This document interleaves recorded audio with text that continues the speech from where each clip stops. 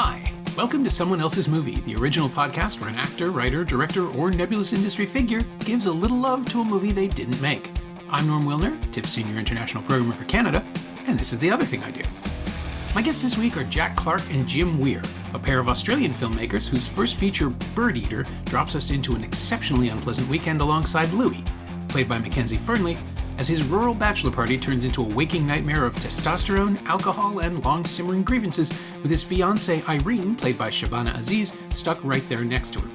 It's in select US theaters and available on demand now, and it's pointed and disturbing and really icky, and I mean that in the best possible way. You should check it out. Jack and Jim pick High and Low, Akira Kurosawa's 1963 crime drama starring Toshiro Mifune as Kingo Gondo, an extremely leveraged executive whose risky scheme to take over his own company is derailed when a kidnapper abducts his chauffeur's son under the impression the boy is Gondo's. That's just the opening movement of Kurosawa's thriller, which soon expands into a much larger study of morality and malevolence encompassing all of Yokohama. It's a hell of a picture, it really is, and I'm so glad we get to talk about it with such enthusiasm. This is Someone Else's Movie.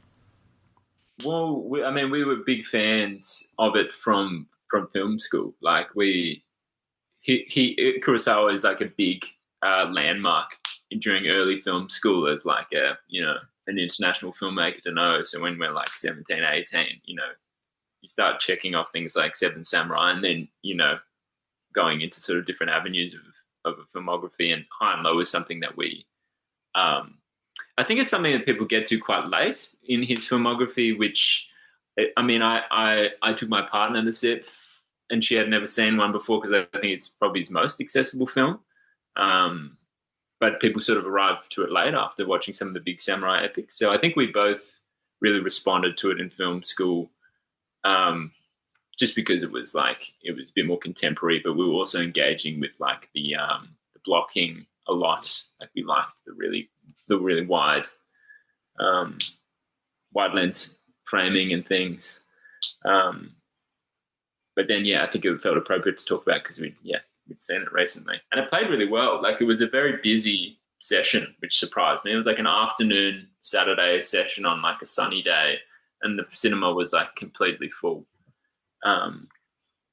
which was a bit of a surprise. That's the best. The most fun thing I've been discovering about repertory, because I've been programming things at TIFF, and we do retrospective screenings, and the fun of watching people discover an older film, but the fun of watching people not be ashamed to admit they've never seen something like that. I think that's the biggest block. By the time you're at the theater, you're sort of on board already with the experience, but then everybody finds out that 80% of the room hasn't seen RoboCop, which was shocking to me.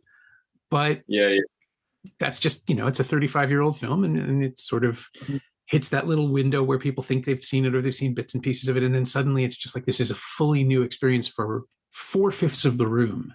And they get into it. And High and Low, I was going to ask, when you said you'd seen it in the theater recently, it's like, what was the demographic like? What was the age range of the audience? Is it mostly younger people, older people?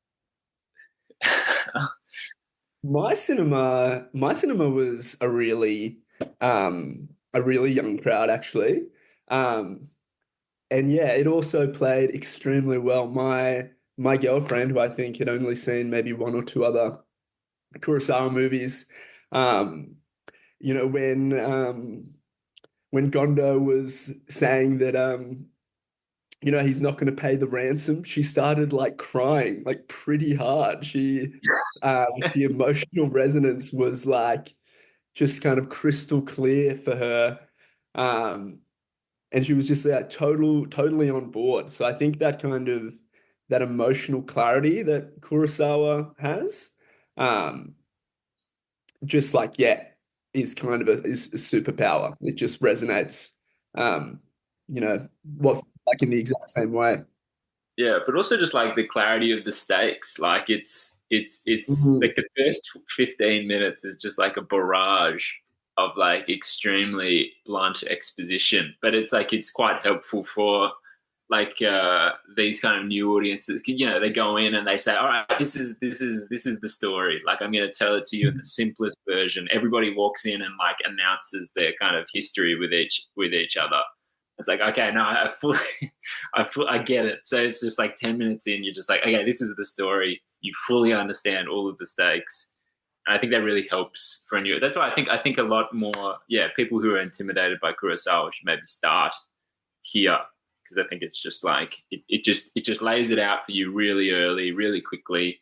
There's no real confusion. It's a fairly absurd story when you kind of get down to it. There's just like a bunch of kind of like coincidences on top of each other. Like, it's not enough that he's trying to pull off this like weird kind of not weird, but he's trying to pull off this like power move with like his broker and everything and get control, but also in the same like hour there's this kidnapping attempt. Like it is like a fairly absurd stacking of drama, but yeah. I think it's kind of fascinating to me that the film that you had initially pitched for this episode was Serious Man, but we've already covered it. But both of them have that. Like, A Serious Man ends with the test from God when we finally see what the test was. And here it's in the first 10 minutes. He makes the right choice 10 minutes after that. And then we're stuck in it. Like, this is about the consequence of doing the right thing, which I think is great because, as introduced, Kingo Gondo he's a wheeler dealer. He just wants to make shoes, but he's also smart enough to plot a hostile takeover or I guess a buyout. It happens so quickly that I'm still not entirely sure. I mean, he's simply raising more money to have a larger interest in the company that he's a board member of, right? He's just pushing for control of the board. I think he's leveraging the house, and he's put up the house as kind of collateral to buy enough shares to buy out the other two kind of like shoe crooks. He want to make shoe guys, they want to make like shoes, but he wants to make nice firm shoes. Oh yeah, no, he's extremely passionate about the direction of this shoe company. That he wants to keep the shoes really sturdy, really well built, but with a modern edge. That's kind of his big thing. And these other guys just want to deal out as many kind of cheap shoes as they can. Cardboard soles, and I love that scene. That is honestly, as good as the whole movie is, my favorite scene in the film is just him taking apart the shoe without even looking at it and explaining what's wrong with it by touch, because it speaks to his expertise and his not genius but competence, and Kurosawa making I always forget this wasn't his first modern day adaptation. It feels so fresh because The Bad Sleep Well was an adaptation of Hamlet, and so it's historically tied. It's a kind of a period piece, even though it's set in the present day. And this is just so of the moment, and the little throwaways about manufacturing and the value of expertise that runs throughout the entire film, not just Kingo Gondo, but the cops and the trolley man who shows up and starts identifying things by sound and won't shut up about it, even after he's given all the information that he's needed to give. The enthusiasm of knowledge, like the enthusiasm of, and obviously this appeals to me because I have the most trivial occupation in the world, which is just knowing stuff about movies. But Kurosawa's respect for it, I think. And it's the same thing that runs through Seven Samurai, where the various characters are sort of one-upping each other based on what they think the others are capable of, and they're constantly getting each other's measure wrong. And High and Low is about two people, one of whom we almost never hear from other than, the kidnapper's phone calls, who's just as smart, just as resourceful, probably more merciless than Gondo, right? Yeah, I mean, even the child ends up being fairly competent. Like, the child ends up pursuing his own investment lead. But I think, he does appeal to like just extreme competence.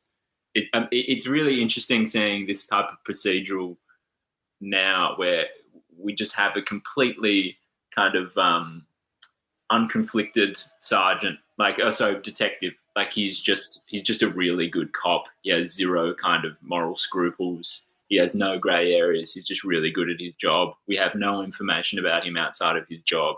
And we kind of just forget about Gondo after his sort of purpose is fulfilled in the first, whatever it is, hour. And I could see a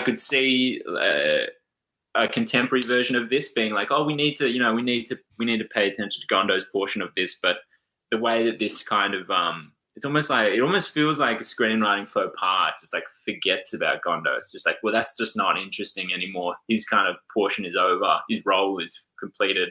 We're just going to like completely move off to this like room of new police investigators that we don't know anything about and just forget it. And that is what you're interested in. And then I think you see Gondo like once, like mowing his lawn very angrily or something, because he doesn't know what to do, because he doesn't have anything to do anymore. He's just kind of going crazy. He can't like help. He can't be competent anymore because his role is finished. Yeah, but I think that probably would be a fairly unsatisfying structure, if not for like the final scene where the two halves of the movie kind of come together and you kind of understand that, you know, the reason behind the bifurcated structure. I think it's only in the context that that final scene provides that structure like really, really works on that kind of thematic level. Yeah, it brings it all home in a really unsatisfying but satisfying way. Like there is no answer, there is no rationale. It's just that it's just envy. I just watched Seven again for the first time in a really long time, and that's weirdly, it parallels in that it keeps John Doe off screen for almost the entire film. We don't really see him until even when we see him, he's shrouded from us. We never really get a sense of him. People read his words instead of hearing his voice, and all of these things keep him at a distance. And it's basically all from the detective's perspective, as they're constantly finding his work. They're stumbling onto his victims. They're not actively chasing him for the first half of the film until they realize what's going on. And High and Low is equally disinterested in justification. It's just it doesn't care. The film is like it, and not in a bad way.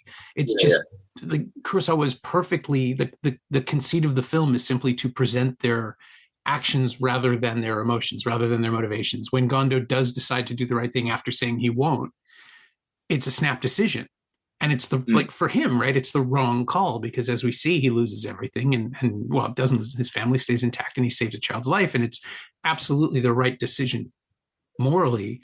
But it costs him his takeover bid, and this isn't a spoiler, I don't think, for a 60-year-old film. But he has to start over. He has to rebuild, and I think in the end becomes more contented doing so, because like as he says, you know, like they let me work and they leave me alone, and the kidnapper is caught and punished, but allowed to justify his actions in a way that the film doesn't really judge. It's left to us to decide whether or not he's, you know, entitled to that opinion, or if he's just rationalizing the acts of a horrible person, which I think both of those things are true.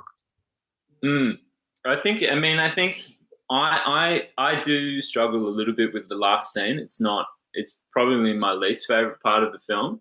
I don't find it very satisfying, but I think the context is important, that Kurosawa himself was a victim of a kidnapping plot and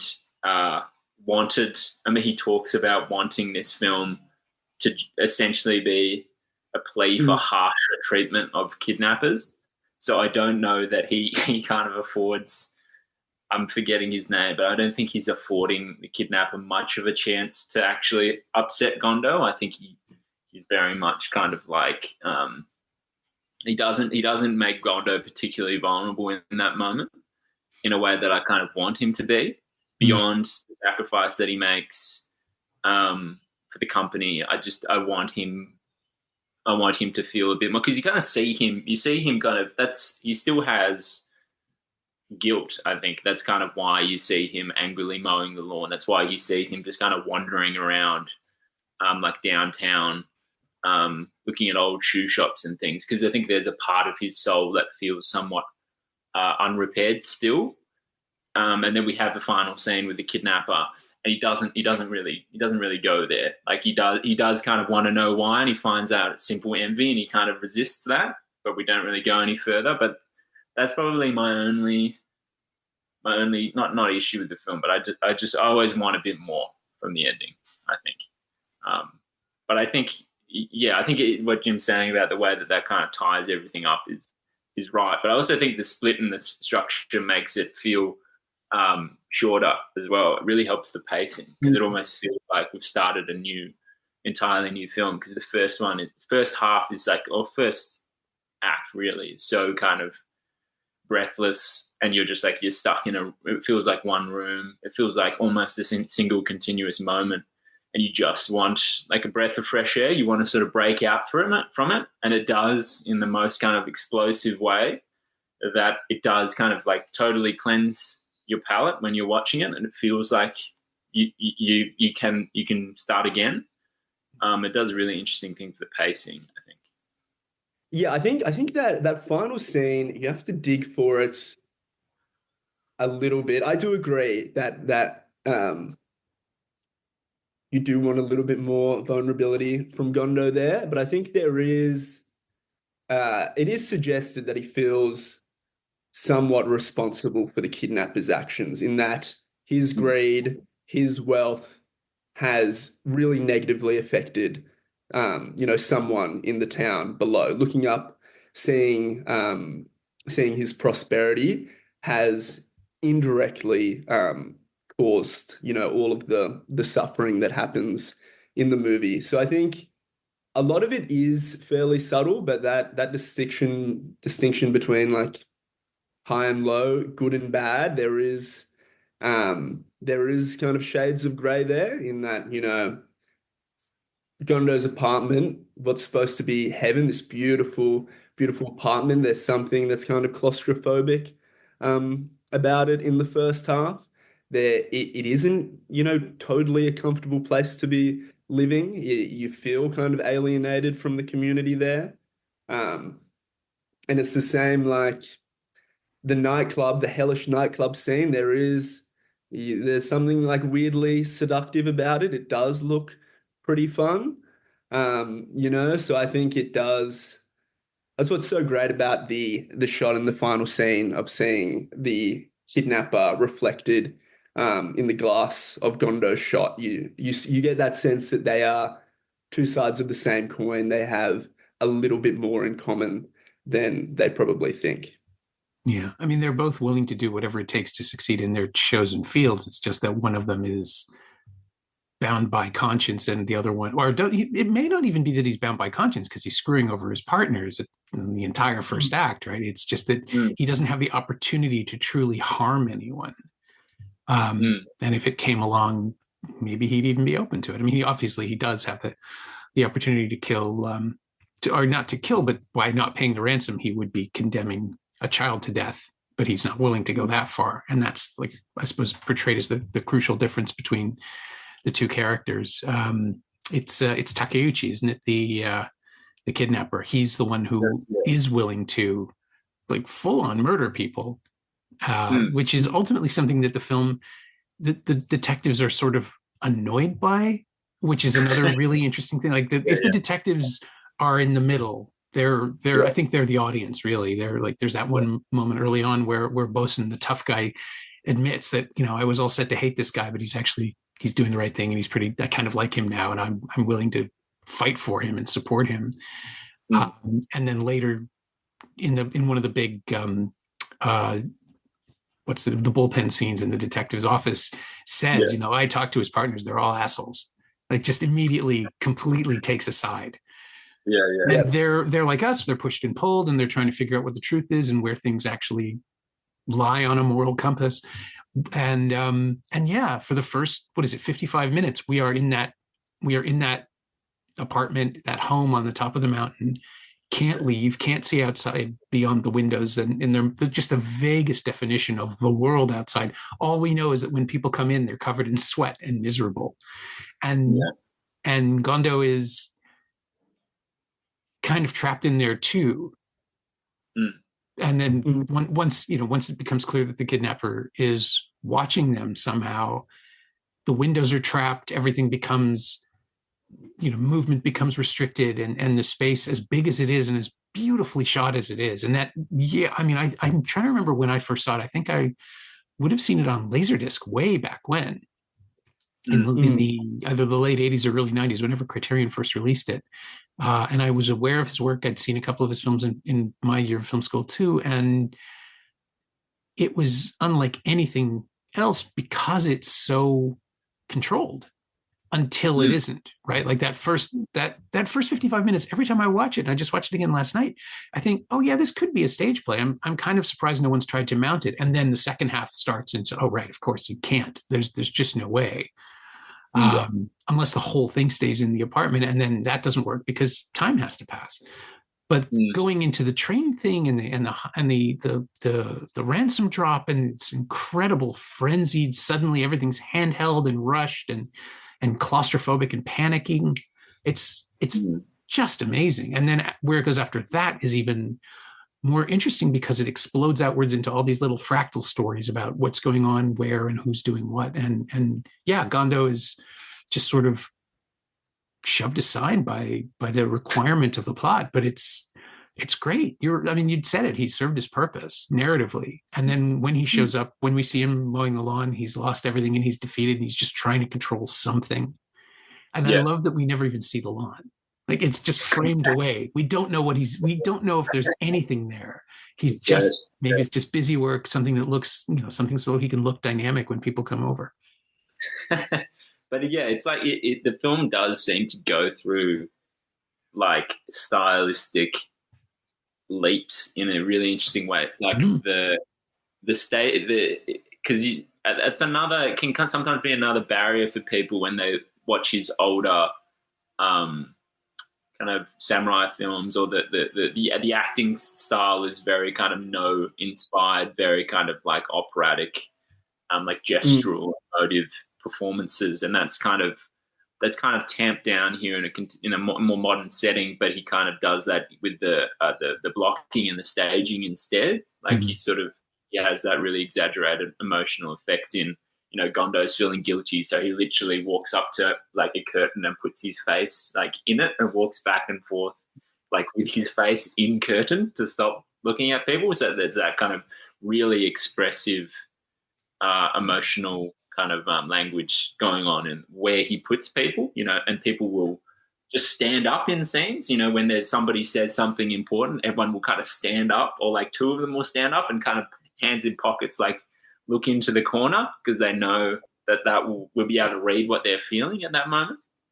But then, the train sequence, which is kind of, again, unlike any of the other parts, it's almost like verite, like handheld, black and white, almost looks like news footage at the points. It's just really kind of shaky handheld, like zooming stuff. And then we forget about that again, and we move into this, and then there's huge kind of silent portions when we're following. I keep getting kidnapper's name, but we're following him around when he goes down like the street with all of the addicts in it, and we're sort of just sitting on his sunglasses. It becomes very, very very sort of surreal, expressive camera work that's relying on reflections on his sunglasses. It's like it's a new language again. So you go through this very strange stylistic journey, but it all feels of a piece, and it's always refreshing. It's always it always brightens you up, and you can I never feel tired watching this film. No, it's exhilarating. Yeah. It's crazy how good the train sequence sounds in a theater. Just still sounds so good. It's so immersive. And there's just all these like tiny little effects that are just like increasing the tension over that sequence. That's something, because I've watched quite a few of the Kurosawa movies during this most recent retrospective, and that's something that I kind of is a new appreciation for me, how good his movies sound. High and Low.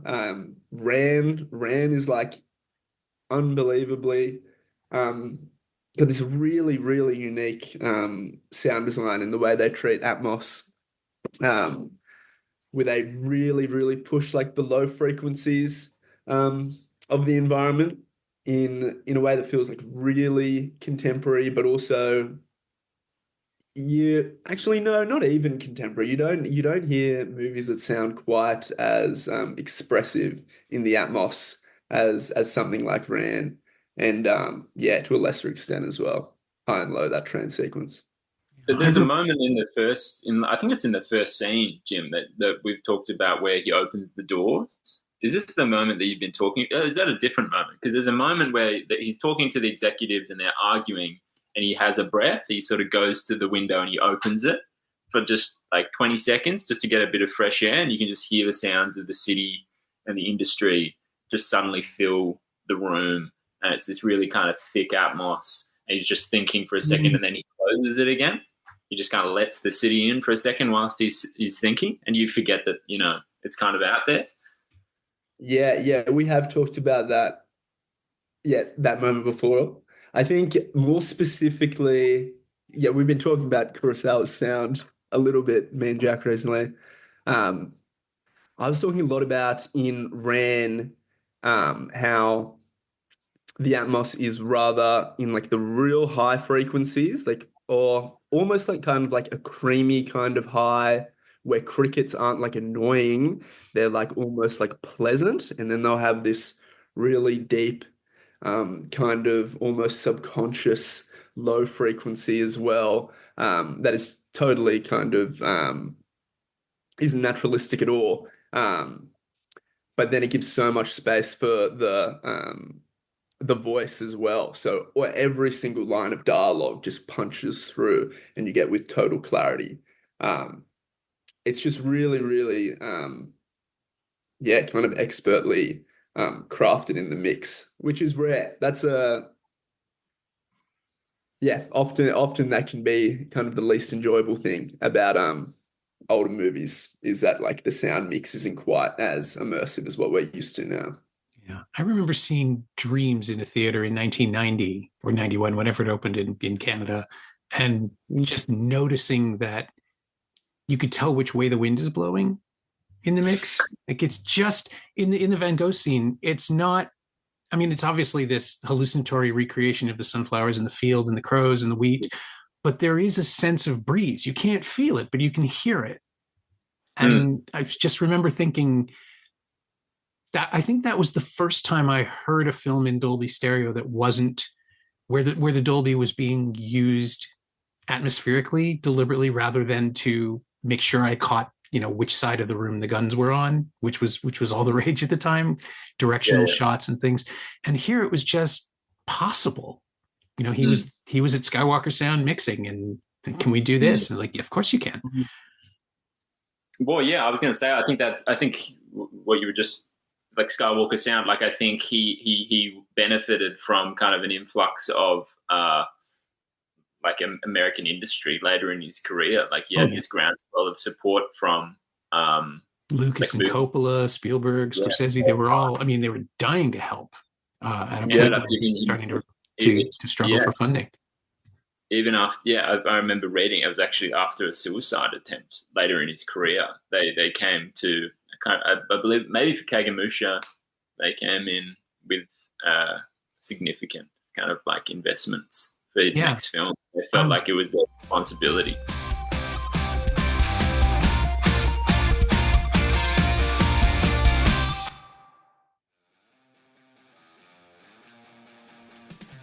Hey, it's Norm interrupting my own show to bring you up to speed on Shiny Things, my newsletter about physical media, culture, and the odd streaming project. Last week I wrote about Warner's incredible new 4K edition of David Fincher's Seven and 2 Lux box sets from Via Vision's imprint line celebrating the Blair Witch Project and Luca Guadagnino's remake of Suspiria. Sign up for a 14-day free trial at shiny-things.ghost.io or find a link at the Semcast Blue Sky account. Do you like reading about movies? I like writing about them. Come check it out. I want to say that it was Lucas and Coppola who presented Kagemusha. They basically just arranged the American release. Right. And then Ron was, I want to say, partially funded by Lucas. I could be wrong about that. He might have set it up, but I think he paid for some of it himself. And absolutely, like the ILM materials that were available for, I went to Lucasfilm on a press junket in 2011. I think it was when Rango was coming out on Blu-ray. They flew everybody out there to meet the animators, and it was a blast. But one of the first things you see when you enter the building in the Presidio in San Francisco is the matte from Dreams, the matte painting, and you just want to touch it. It's so beautiful, and I recognized it straight away. And it's like it's a watercolor. It's just beautiful.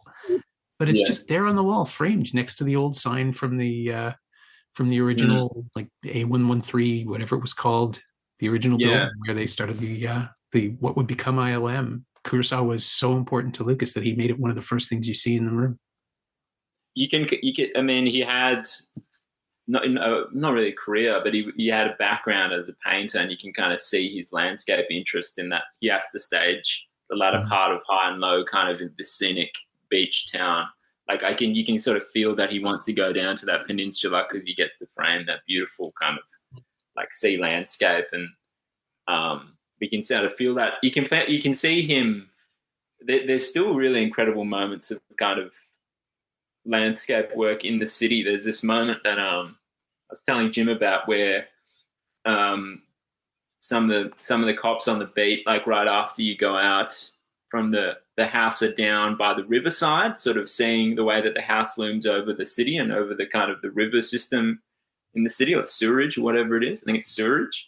They can see it and they're like, man, it really does kind of loom over you. You could see how it would get to you, and they're standing across from the house, and then they pan down. You can see the house reflected in sewerage, and it feels like that's kind of how it appears from down there. And then they walk off, and then there's a shadow that passes on the other side, and you follow the shadow, and then tilt up, and it's the kidnapper, and it's all kind of in the same moment. It's so remarkable. Yeah, and another reminder that everything is codependent and intersecting all the time. That's right. Yeah. Even the way, I mean, just the way that it's constantly aware of characters ascending and descending. You know, like they're going down a hill to look for something, or when the chauffeur's kid goes up and over to find the thing he remembered, to find the door, or driving over the bridge and recognizing the bridge. That just everything is multi-layered in a way that's almost three-dimensional. I mean, we're constantly aware of how much space there is and how many gaps there are to close between these two strata, and the time it takes to travel between them. Yeah, I mean, there's some people that think it's a real kind of inferno. There's like an inferno structure to it, and especially in the way the kidnapper uses the two addicts as well for his own function. It's almost like he sort of descends another level below which like Gondo is above him in order sort of to facilitate his cause. He picks two expendables from like a lower strata than himself that he can just cast out. And kind of he's right as well. Like when they die, the cops are just kind of bugged by it. They're not like these two people have been murdered. They're like, that's super annoying. We can't catch this guy anymore. But I think, and that's the really strange section when he's in the alley, and all these kind of shuffling, like really hellish zombies. Really, really awful sequence. Yeah, no, it is. It's full on like seventh circle of hell stuff. And of course, the original Japanese title is Heaven and Hell. Yeah. And we're constantly watching the intermediaries, people choosing to go in one direction or the other. What do you think of the news about the remake that's happening, the one with Spike Lee? Highest to lowest.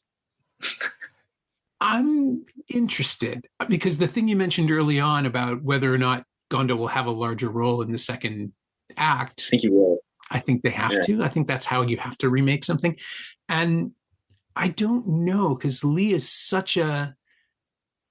he's an incandescently brilliant filmmaker, but when he misses, he really misses. I mean, I don't know if you've seen Old Boy, but that is not, that's not how you do that. And hopefully he'll have learned. I don't know who wrote the new one, which is, I think, going to be the key. Yeah, I think Martin Scorsese was originally doing a remake, and then that fell through. And David Mamet wrote it, which is interesting. So I don't know if there's any pieces from that. I don't reckon there is, because I think that I was originally really resistant to the idea, but I do think that Lee could bring really interesting kind of black context to it as well, because I believe that he's doing that with both the Gondo character and the kidnapper, that they're both black and they'll both speak to that experience. I was reading a little bit about it, and I could see that being super interesting, and I think he's an older, the kidnapper. I know Denzel Washington is playing the Gondo role, so I think it would be watchable, I'm sure. But yeah, I think it's going to be impossible to resist using him for the kind of second portion of the film, which is kind of what I think a big part of the success is. So I don't know. We'll see. Yeah, he can really go either way these days, I think. I was just going to say, I watched Training Day for the first time last night. So my hype for Denzel is at an all-time high. That's made me a lot more excited for the remake. Yeah. I think like the inclination to let him go big as Gondo or the Gondo character might be also not the best idea. Washington has so much natural energy and charisma, even now. Like, he just turned 70 and he's still just as volatile an actor, a presence as he's ever been. But I'm much more interested in, and it's the Tom Cruise Mission Impossible thing. I always fall back on this. The best Mission Impossible movies are the ones where he's struggling, where the ones where, this super competent character isn't ahead of everybody else, but forced to catch up. And I find Washington, he's the most interesting to me when he isn't sure when his characters aren't sure what to do, because it's just a color we don't see in him. It's a version of that performance. It's something like Fences, where he's kind of a bullshit artist, but we can see it, that he's a strong enough actor that he can show us the struggle behind the facade. That stuff's really fascinating to me. And I love Training Day, but I still insist that Ethan Hawke is the lead in that film. And he's the one, because he has to give a grounding context to this gigantic performance. He's the one with the harder trick. Well, but we might have said the same thing about, Toshiro Mifune as well. Very loud actor who is basically resisting all of his normal instincts in high and low. This is a very, very different performance from him. Very, very measured. He's almost unrecognizable, as it's part of the haircut and the costuming and the cardigan and everything. But he's equally just like incredibly explosive performer, and his biggest roles are ones in which he's too loud for life. But here he's perfectly functional. He's working for the film instead, so I could imagine something similar. Yeah, that's true. Similar. Just put Denzel in a cardigan, contain him, see what happens. Yeah, have him walk up to the curtains and stuff. Yeah, that's the key piece of direction. You're tired. Very, very tired, or you're having showers and you're kind of scrubbing your face like really hard. Just blasting yourself in the shower. You're right. You're making this sound possible. This is not the worst idea. Yeah. I'll wait and see. At the very least, it's going to bring audiences back to the original, which is a good thing. Yeah, that's right. It's a pretty interesting film compared to, you were talking about The Bad Sleep Well as well. I find The Bad Sleep Well would be very difficult, a very complicated film. It's very, very kind of inscrutable compared to this. It's a lot denser. The exposition is way more difficult to kind of pass. They have that huge kind of ballroom scene at the start that is it's kind of the opposite to the opening of this, where you're just dropped into the deep end and you're like struggling to find the edges of what exactly is going on. But he has a fairly interesting modern.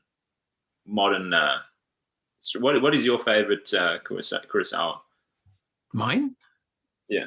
I think I'm always going to end up, it's either High and Low or The Hidden Fortress. Those are the first two where the joy of the craft really resonates to me. I love Seven Samurai. Big fan. Dreams. I really like Dreams because that was the first of his that I saw by choice. Like, I bought a ticket and went to see that, as opposed to seeing it in film school or discovering it later. And that experience, just sitting there by myself in a subterranean theater in Toronto called the Plaza, which has been gone for 20 years now, and just experiencing it alone was a really special screening for me. You felt like you were, especially because that film is so personal to him and so difficult to parse if you're not familiar with his entire career, which I wasn't at the time. It just felt like I was communing with him and receiving it directly. But yeah, Hidden Fortress, just because it's having so much fun And yeah, because Mifune is going big and everybody loves him for it. And just also, of course, there's all the Star Wars resonance that you can't get away from. You see how his films could be influential and how they could create entire genres, even without trying. And then High and Low, because not a wasted breath. It's 2.5 hours long and you don't feel it at all. And because it does dare to, I think for the first time in his career, and maybe the only time he really pulled it off, it is a chameleon. It keeps changing. Your sympathies don't shift, I don't think, but the rugs are constantly being pulled out from under us. We don't know what kind of movie it is. We don't know how it's going to work. We don't know what's going to happen next. And the classic counterbalancing of hero and villain, where they are equally good at the things they do, and it's up to someone else to catch them or slip them up or stop them. The only people in both cases, right? Like Gondo loses his fortune because he didn't see this coming. And the kidnapper gets caught because he makes a mistake too. Like they're neither of them brings the other down. It's external or self-inflicted in both cases. It's the particularities of like the procedural elements being so, they're not almost like the way you kind of work through a list and will allow you to get to a dead end, I find so interesting as well. Just like such a surprising, like I feel like contemporary procedurals are struggling so much all the time to be subversive and to always be ahead of the audience. And the big procedural chunk in the middle of this film is kind of just going through a list and happily arriving at something that will never be relevant again, and like just sort of lead us down to empty cul-de-sac. Like the guys are standing up in the room knowing that they could just say there's nothing to tell you guys. We didn't find anything. But instead they talk through an entire story and then say, but there was absolutely nothing to follow through. Which I really love. But that's why it's so satisfying when you do get to a real piece of evidence. It feels more important because the film has spent time with the procedure of finding going into a dead end and not getting any useful piece of information. So you really are, you do feel connected to these kind of multiple detectives all at once. It makes you feel really active as an audience member. I wonder whether in the remake that kind of all of that is going to be pushed on probably, one or two detectives in the second half rather than all the different ones. Yeah, I can't see them finding a way for him to be the same kind of captain of industry where an entire city marshals itself and mobilizes to save the day after the kid's already been returned. I was just going to ask that. I can't see Spike Lee or otherwise. I don't see anybody that quite utilizes big rooms of people or big kind of huge schools of people to for drama in the same way that Kurosawa did. Just having a whole kind of room reacting to information kind of happens time and time again in the second half where, they'll be fanning and someone will say something and they all kind of, stop fanning and you can just see the whole room kind of shudder with new information. But the way he just kind of, shifts huge quantities of people around, I don't know anybody that does that at the moment to the same scale. Space program movies, Apollo 13, Hidden Figures, things like that, but they're all period pieces. Yeah. What Spike Lee is really good at, though, is showing the heat. So I think the remake could be hotter than the original. Look even hotter. That'd be fun. If he doubles down on Do the Right Thing style, saturation and sweat. Matthew Libatique's done stuff like that. That could be good. I would watch this. I'm weirdly now I'm more excited about it. And I know that it's an Apple production, which means the money will be there. They'll support whatever choices he wants to make because they don't interfere, as I understand, the way that other studios and the streaming financiers might. They just let people do the thing they hired them to do. So fingers crossed. We could be into something good. Back in film school, me and Jack were so inspired by how Spike Lee treated like the heat in Do the Right Thing, that we spent a semester making an anthology web series where every episode was set on the hottest day of a given year. Oh yeah. And we had all these rules about, characters have to be profusely sweating in every shot. The way the narrative works, it always had to get hotter over the course of an episode. We became really kind of obsessed with how weather can be used to create like an atmosphere and a tone.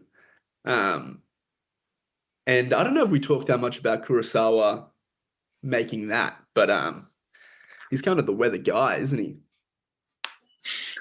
Yeah, I realize I forgot to even mention Ikiru, which is all, snow and quiet and Yeah, hush sure. in a way that so few of his films are. Mm. Kind of the Yeah, polar and opposite. has that same real fascination with competence, where the Mhm. third act, our main character doing a job really, really, really well. Yeah, and legacy being the only thing that matters. Yeah. Eh, I wonder. I've been trying to figure out how to bring this around to Birdeater, which, other than some heat, I can't really see any structural or thematic connection. But what I did get out of Birdeater is a sense that malevolence is a thing contained in everyone. And it's a question, the same way Gondo chooses to do the right thing after protesting. Like people are always making choices in Birdeater about what to say, what to do, and at whom to direct their actions. Kind of in the same way, almost. I think so. I think we're very interested in the way that kind of like combining social groups of different levels, or sort of the way we kind of built the ensemble in Birdeater was that we had these three young men in the center of the film who are all very similar kind of social status, all very similar level of wealth, all went to the same school, and that everybody around them was othered in some way from them. And the way that they would kind of curate their interactions with, depending on who was audience to their behavior from that group, whether it was all of them, whether it was one-on-one, and the way in which that would affect their performance.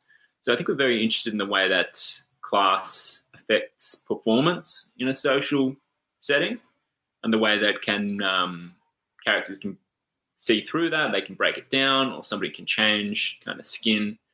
That's something we're very interested for our next film, is this idea of kind of cloaking ourselves in sort of performances to hide our class situation. It's not really present in the film, but it's very backgrounded, and it was kind of character research for Dylan, who's this sort of antagonistic best man, and we were really interested in the idea of hiding class, like in Jack Nicholson in 5 Easy Pieces, where he's somebody who comes from privilege, who sort of tries to shrug it all off by picking the most kind of working class appearance and job he can imagine. And then what does that look like when he comes back sort of to civilization? So I think we're always interested in the way that class can affect performance, I suppose. And that's something that Gondo is, I suppose he's always kind of judging. He's always judging. He's always very proud of the fact that he came from nothing and feels like he has to say it all of the time, despite this, beautiful house I live in, despite this cardigan, I am someone who built my wealth with my hands. And you can kind of see the people around him not really caring or not really believing it. And he seems to need to reinforce that as to why he can't make this moral choice. It's because I've sacrificed too. But his sort of realization is that he no longer belongs to that anymore. He is now of this sort of upper class. He is now part of the 1%. He is now a CEO of a very powerful company, and that gives him a new appearance to those around him. He sort of hasn't been aware of the transformation of himself to those around him. So the class commentary is pretty interesting, I think. Yeah, I'm trying to think if there are any. I mean, our treatment of like debauchery is also, pretty hellish in, a similar way to High and Low, when the party is really kicking off in Birdeater, what's supposed to be the party. that's kind of when it feels at its worst and at its most uncomfortable. Not that Jack and I are, terribly moralistic in terms of, sex and drugs, but the depiction in Birdeater is, I guess, is, fairly damning of indulgence. Well, I mean, we're seeing it the way certain characters are perceiving it. It felt to me like it's deliberately subjective, that we're seeing it through a kind of a sicklier lens than it probably really is. Yeah, because our point of view is through the one guy who really doesn't want to be at the party right now. Yeah. And then I mean, ensemble staging, we only have a few scenes where I think we really, really utilize the ensemble. But yeah, I mean, Kurosawa knew that like kind of the most exciting thing in the world is when there's a bunch of faces on screen at the same time, reacting to the same thing. And we have a few scenes where we really, really lean into that. The kind of general wisdom of making a low budget film or an indie film is you get 1, 2, maybe 3 characters in a room and create the drama there. But yeah, Jack and I kind of knew that if we spent money on more actors, we could make our very tiny movie not feel so small, just because it's really it feels enormous. It feels enormous seeing 7 different actors with really different points of view, all experiencing the same thing in the same frame. Yeah. And then when you isolate a couple of them in a huge space, in a big, empty, natural space, it's way more unnerving. Sure. Yeah. To suddenly disappear everyone else. Yeah. We've already sort of touched on it. The podcast usually ends with me asking if there's anything specific that you've quoted or lifted or borrowed or stolen from the film you chose. We've sort of dealt with the influence of high and low. How does Kurosawa affect your plans going forward? Do you having just re-exposed yourself to all of his work and revisited the retrospective, are you feeling like there's something else of his that you want to use or learn from or apply in your next project? I think you will see a lot of high and low in our next film, or rather, we'll be seeing a lot of high and low in our next film. We've got a larger ensemble. We have sequences where people are trapped in kind of a similar space to high and low for a really long amount of time. We're going to be using the same aspect ratio. It's a lot more about class and about class resentment. So I think we're going to be seeing heaps more influence in our next film in terms of just the way it really direct stuff. Like we'll probably be using frames quite explicitly to kind of stage and block, or not to just rip straight, but to use as really exemplar versions of how to negotiate, 9 people on screen at once, and how to move them closer to the camera and further away, like quite long takes where the shift happens. They don't feel bravura, but they're just sort of all of the movement is in the characters instead of the camera. The camera may only like pan once, but we shift the angle by people coming closer, further away. So I think we'll see a bunch there, but also what Jim's talking about, sound design. We're very interested in the way that nature sounds when you're amongst it, and then when you go into an interior space, how does the nature sort of bleed in and out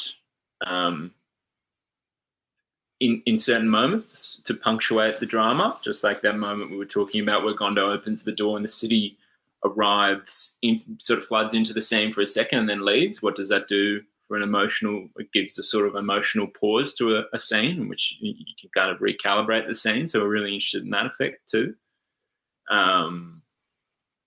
What else? I think there is so much that we'll be taking, at least going forward. I mean, something you notice that I've noticed watching a lot of Kurosawa recently is just we talked about it, but just the clarity of stakes and the clarity of emotion where you can almost see the story cogs turning. It's just like naked in terms of the drama. It's so clean. And something with Birdeater that we're really interested in is this idea of destabilizing an audience and throwing, a lot at them and having a lot of different conflicting opinions, multiple layers of story, ambiguity, where an audience doesn't know exactly what to think or feel about a character. And I think we want to maintain that, but in a bit more of a controlled way, where there still is times when the emotion is really kind of clarified, where the setup and stakes is a bit more immediate and a bit more cleaner, so you can get to that complexity with just kind of a stronger foundation. And I think another thing is kind of the background of shots and weather and atmosphere. Something that is really, really hard as a low budget filmmaker is you have all these grand ideas of like the weather, and you realize that that's not really something you can have any creative say with. You kind of have to just use what you have, or do or take the path of least resistance, because making it rain is extremely expensive. You're not spending money in the background. All your money is going to, in the foreground, the actors you're seeing, the stunts. But I think those smaller things that are surprisingly quite expensive, where it's just, having a scene feel really windy,